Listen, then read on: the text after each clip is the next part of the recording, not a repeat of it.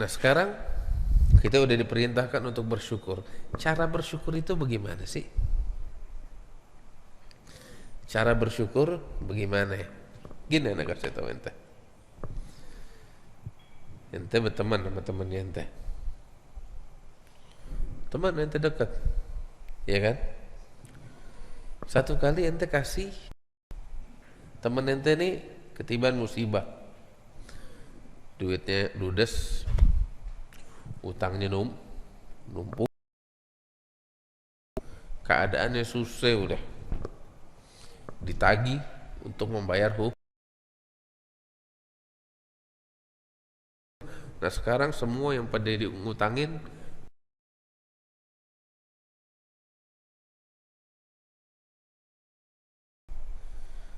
ya hidupnya ada, udah nyerah, udah mau kemana, bingung begini. Sama dia ente bantu, apa yang ente bantu? Ente kasih bakal dia duit yang banyak untuk membayar seluruh hutangnya dia, dan untuk dia gunakan untuk apa namanya menghidupi dirinya, ya kan? Ente lihat keadaan dia ketiban utang, dikejar-kejar utang, hidupnya susah. Ente kasih duit, bakal dia nih duit banyak ratusan juta, bakal apa? Bakal dia bayar utang dan bakal dia hidupin di dirinya.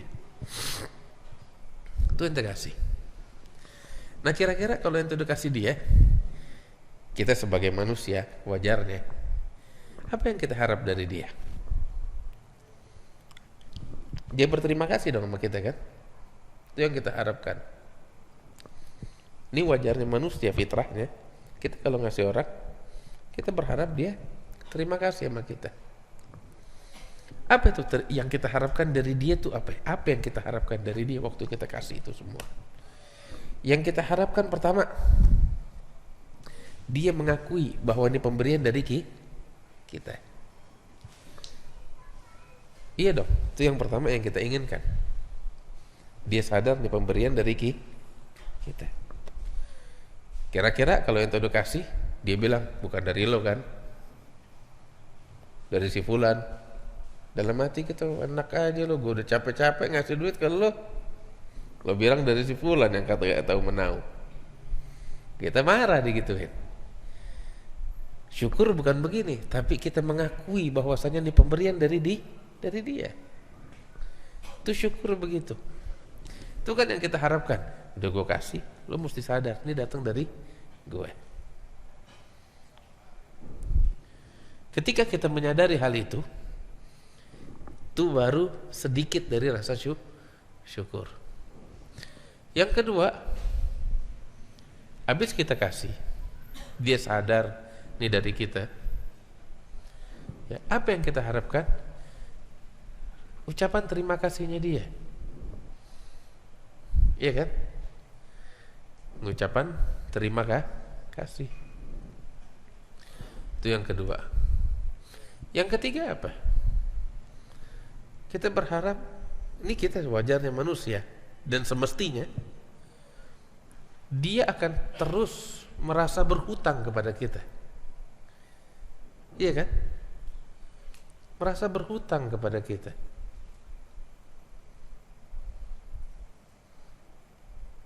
Dan ini rasa berhutang budi, berhutang jasa, ya, nggak habis di situ, seumur hidup kadang. Iya kan?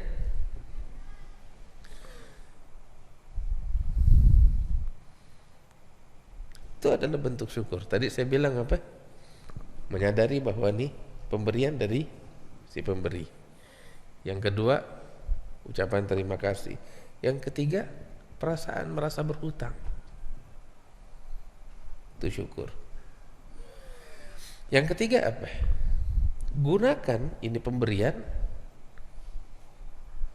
semestinya, seharusnya kita gunakan untuk apa? Kita kan ketiban utang dan kita mesti ngidupin diri. Dia juga ngelihat kita nih ketiban utang banyak puluhan juta, Dia kasih kita tuh duit, bakal apa? Supaya kita bakal bayar hutang kita. Terus bakal kita ngidupin diri kita, buka usaha. Aneh kasih ente untuk ente bayar utang dan untuk ente ngidupin diri. Tahu-tahu tuh duit, ya, ente gunakan bakal bayar utang dan ente gunakan bakal buka usaha. Anda yang ngasih seneng nggak? Seneng, ada bermanfaat. Inilah syukur, iya kan? Wah, dia tahu, ya, cara menggunakan ini pemberian. Tapi kira-kira Anda udah ngasih duit bakal dia untuk dia bayar utang, untuk dia ngidupin diri. Ini enggak. Itu duit dipakai sama dia bakal kawin lagi. Kira-kira Anda yang ngasih ngomel gak? Lo bagaimana sih? Itu kan kawin lagi bukan perkara penting. Yang penting lo bayar utang dulu. Habis bayar utang lo hidupin diri lo. Dan emang gue kasih bakal tentu. Kenapa lo pakai bakal foya-foya? Iya kan? Artinya yang kita mau, pemberian kita gunakan di tempatnya, di tempat yang semestinya. Nah, kalau ketika kita memberikan pemberian kepada seseorang yang membutuhkan itu, kalau dia merasa menyadari ini dari kita, kemudian dia ngucapin terima kasih, kemudian dia menyadari rasa berhutang dirinya kepada kita, ya. Terus apa tadi Anda bilang?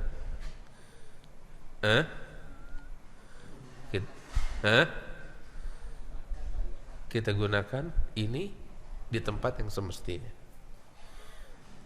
Ini kalau kita lakukan semua, kira-kira Anda yang ngasih seneng gak? Anda udah berasa, oh dia udah bisa syukurin pemberian yang kita kasih. Begitu juga Allah ketika ngasih kita nikmat.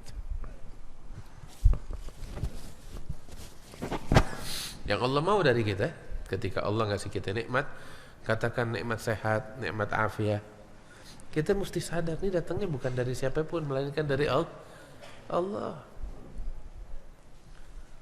Ya, kemarau panjang menimpa kita, turun hujan, kita mesti sadar, ini hujan datangnya dari Allah. Bukan kita pikir, oh ini perakiraan cuaca. Biasanya kalau bulan ini turun hujan. Hei, lo lupa sama Allah. Sibuk sama apa namanya perakiraan cuaca dan lain sebagainya. Ini datangnya dari Allah. Oh enggak, kemarin tuh apa namanya pemerintah ngirim pesawat untuk nebar garam, sehingga turun hujan buatan. Ntar dulu, sadar kalau ini dari Allah. Ingat ini dari Allah. Itu yang Allah mau, kasih nikmat. Oksigen, sekarang kita kan dikasih oksigen kayak nggak ada apa-apa, udah biasa kita. Yang Allah mau dari kita sadarin ini datangnya dari Allah.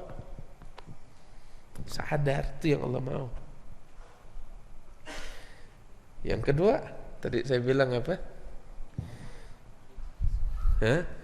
Kita ketika sadar ini datang dari Allah, apa yang kita lakukan? Ucapkan rasa terima kasih kita kepada Allah. Apa itu kita ucapkan? Alhamdulillah wa syukrulillah, puji-pujian untuk Allah. Kemudian yang ketiga apa? Ini kan kita dikasih begini, kita mestinya berasa apa? Berhutang sama Allah. Berhutang jasa, berhutang budi, berhutang karunia dan nikmat kepada Allah. Ini mesti ada di dalam hati kita. Terus lain dari itu apalagi tadi kita bilang. Nah, Allah kasih kita nikmat, ya. Allah kasih kita rezeki. Bukan kita gunakan bakal maksiat, tapi gunakan di tempat yang semestinya. Tunaikan zakatnya, tunaikan sedekahnya, gunakan untuk berjuang di jalan Allah, gunakan untuk memberikan nafkah kepada anak keluarga kita yang halal, dan seterusnya. Allah kasih kita mata, nih kita dikasih mata sama Allah, ya, gunakan di tempatnya. Apa di tempat yang semestinya? Ini mata digunakan untuk melihat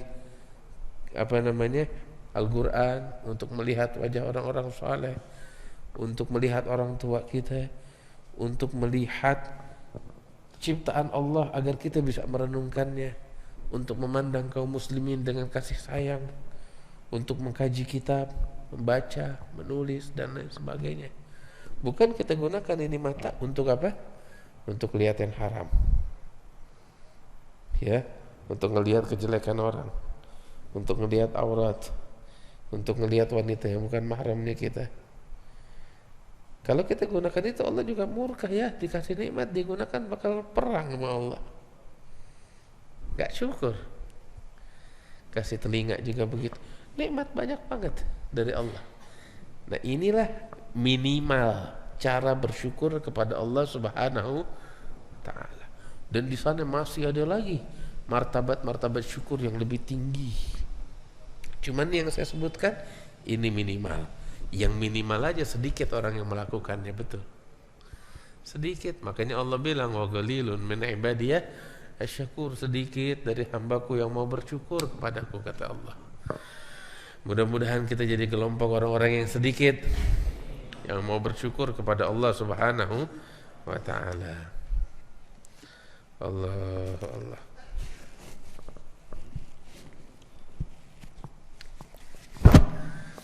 Kalau kita nggak syukur sama Allah seperti yang tadi saya jelaskan tuh, maka kita masuk dalam kategori orang yang kufur kepada nikmat. Kalau orang udah kufur kepada nikmat, Allah bilang inna azabi lasyadid, siksaku akan sangat pedih, kata Allah. Siksa pedih bagaimana? Pertama dicabut itu nikmat. Kalaupun nggak dicabut, namanya istidraj. Apa itu istidraj? Allah terus ngasih dia nikmat tapi dia nggak syukur, nggak dicabut tuh nikmat sama Allah. Terus untuk apa tahu?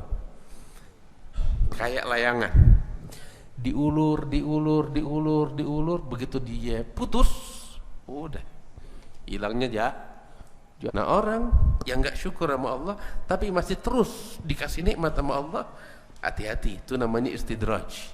Apa itu istidraj? Diulur sama Allah, sehingga begitu ntar pecah nggak tanggung-tanggung, begitu turun siksa dari Allah udah nggak tanggung-tanggung menimpa dia. Naudzubillah.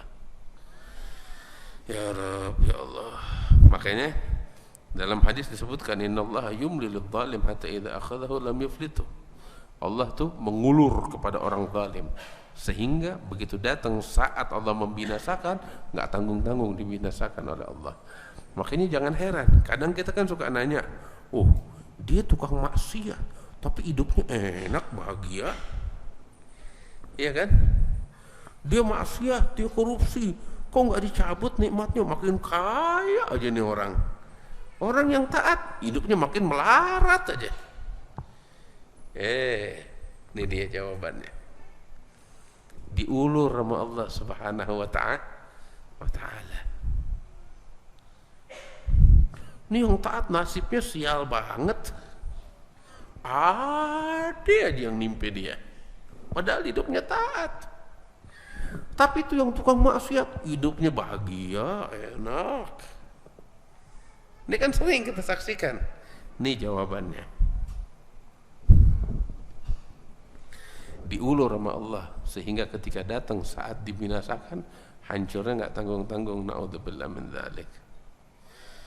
Allah.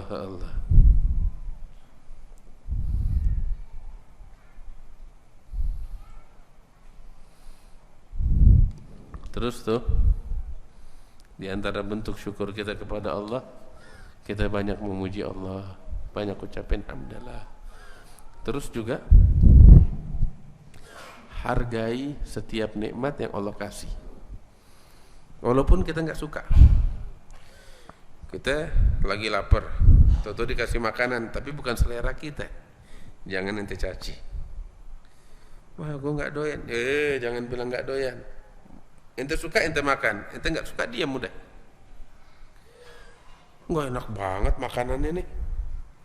Wah, dingin makanannya. Wah, begini. Wah, keasinan. Jangan kita sekali-kali mencemooh nikmat yang Allah kasih. Jangan sekali-kali. Kita nggak tahu. Kita nggak tahu. Di balik itu semua apa hikmah Allah, kita nggak tahu. Walaupun katakan nggak ada hikmah di balik itu, tapi ya dalam suatu riwayat disebutkan, idza suktu ilaika habbat musawwasah fa'alam anni qad dzakartuk biha fashkurni 'alaiha. Allah bilang sama beberapa nabinya, apabila aku kirimkan engkau satu biji, ya, satu butir biji-bijian, satu butir, apa sih yang bisa dinikmatin, ngenyangin juga enggak, ya. Allah bilang, syukurin walaupun cuma satu biji. Kenapa? Ini satu biji yang aku kirim kepada engkau, ketahuilah, ya, berarti aku mengingat engkau, makanya aku kirim satu biji. Kalau nggak diingat, ada dikirim. Dari sekian makhluknya kita diingat sama Allah, kebagian tuh satu biji. Masalahnya bukan sebiji atau dua biji atau sekarung, enggak. Adalah yang penting kita masih diingat sama Allah. Yang repot kalau kagak diingat sama Allah, nggak bakal ada yang ngirimin, bakal ente. Allah. Mudah-mudahan Allah jadikan kita sebagai hamba-hamba yang bertakwa kepada Allah. Ya Rabbal Alamin, wa ya Judal Ajudin, wa Rahimal Masakin, ya Dzal Ghadr Matin, wa sallallahu ala sayyidina Muhammad wa alihi wasallam. Walhamdulillahi Rabbil Alamin. Allah, Allah, ya Allah. Allah, Allah,